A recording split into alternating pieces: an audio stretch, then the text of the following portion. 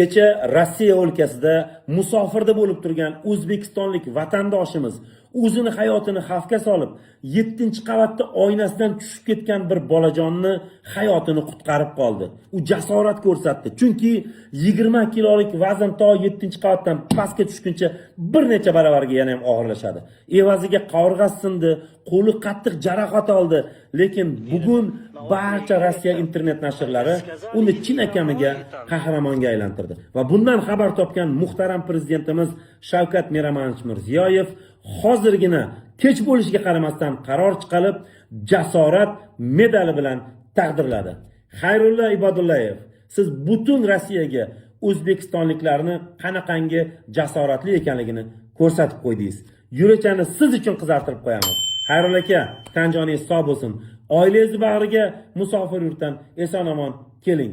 Sizga o'xshab yurgan barcha musofirdagi vatandoshlarimizga tinchlik, xotirjamlik va oilalari bag'riga sog'-omon qaytsin deb qolamiz. Jasorat medali muborak bo'lsin.